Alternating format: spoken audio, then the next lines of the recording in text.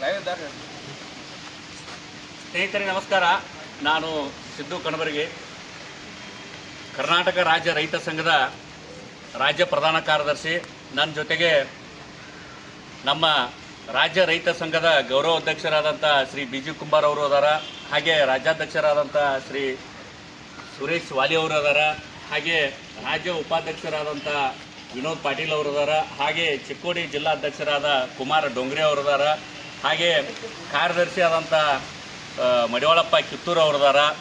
ಇನ್ನೂ ಸಾಕಷ್ಟು ಸಹ ರೈತ ಮುಖಂಡರು ಇವತ್ತಿನ ಈ ಸಂದರ್ಭದೊಳಗೆ ಭಾಗವಹಿಸಿದಾರ. ಇಲ್ಲಿ ಬೆಳಗಾವಿ ಜಿಲ್ಲಾ ಕೃಷಿ ಜಂಟಿ ನಿರ್ದೇಶಕರ ಕಚೇರಿಗೆ ರೈತ ಮುಖಂಡರು ಎಲ್ಲರೂ ಆಗಮಿಸಿದೆವು. ಇಲ್ಲಿ ಬರುವಂಥ ವಿಚಾರ ಇಷ್ಟೇ. ಈಗಾಗಲೇ ತಾವೆಲ್ಲರೂ ರೈತರು ಗಮನಿಸಿರ್ಬೋದು, ಬೆಳಗಾವಿ ಜಿಲ್ಲೆಯಾದ್ಯಂತ ರೈತರಿಗೆ ಬಿತ್ತುವ ಸಂದರ್ಭದೊಳಗೆ ಎಲ್ಲ ರಸಗೊಬ್ಬರ ಅಂಗಡಿ ಮಾಲೀಕರು ಯೂರಿಯಾ ತಗೋಕೆ ಹೋಗ್ರಿ, ಅದಕ್ಕೊಂದು ಲಿಂಕ. ಯೂರಿಯಾದ ರೇಟ್ ನಿಜವಾದ ರೇಟ್ ಇರೋದು $266. ಆದ್ರೆ $266 ಯಾವುದೇ ರಸಗೊಬ್ಬರ ಅಂಗಡಿ ಮಾಲೀಕರು ಆ ರೈತರಿಗೆ ನೀಡ್ತಾ ಇಲ್ಲ.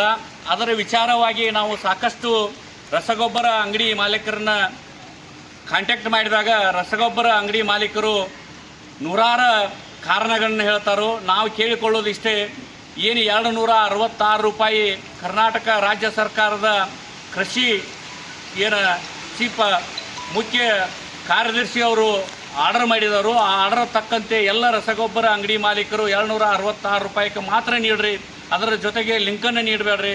ಮತ್ತು ಮೇಲಾಗಿ DAP ಗೊಬ್ಬರ ಏನೈತಿ ಅದಕ್ಕೂ ಸಹ ಲಿಂಕನ್ನು ನೀಡಕ್ಕೆ ಹೋಗ್ಬೇಡ್ರಿ.